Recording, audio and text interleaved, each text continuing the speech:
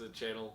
Gems. Hope you had a good Easter weekend. I did. Took a little break. Now, we're back to the channel. This week, it's shepherd's pie.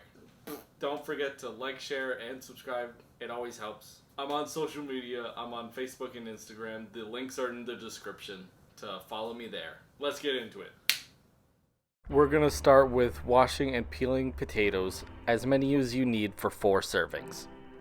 Then, cut them into 1-inch pieces and keep them in a bowl with water so they don't oxidize. When they're all cut up, transfer them into a pot of salted water and then bring that up to a boil. Onto the onions. Do a small dice for your onions. I cut up 2 and then mix that in with the ground beef.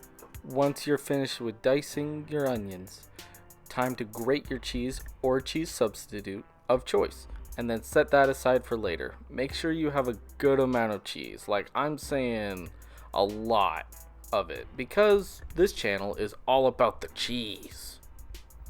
Anyways, once your potatoes have boiled until fork tender, which means the fork should stab into the potato with ease, drain and put them into a bowl of the stand mixer because I'm lazy at times and this is more fun having the potatoes fly everywhere.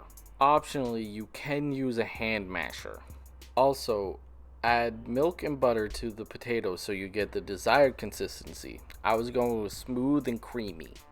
Make sure you're using the first speed of your mixer because it will get messy if you go any faster. I'm talking from experience.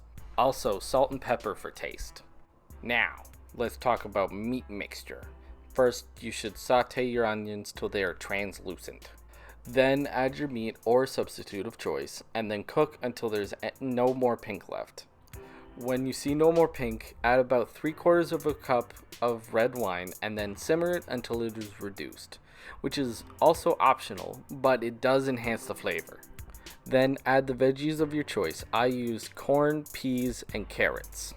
I also recommend using frozen veggies for this. They are fresher than canned, and also they keep a firm consistency when they're cooked into the shepherd's pie. Mix it well and then add your beef gravy that you know how to make from my poutine video, which is in the top right. When it's all heated through, add the meat mixture to an oven and freezer safe dish. This is great for meal prepping too because you can make these and then freeze them and then have them for a later dinner. Also, when you're spreading around your potatoes, don't just use a spoon. Use a piping bag instead. It's a lot more even and it looks nicer. Then add as much cheese as your heart will let you. Then bake at 350 Fahrenheit for 10 to 15 minutes. For the frozen ones, you'll need to bake them covered with tin foil at 400 for 45 to an hour. So, that was shepherd's pie. Wasn't that fun? Good time? How was that? Did you like it?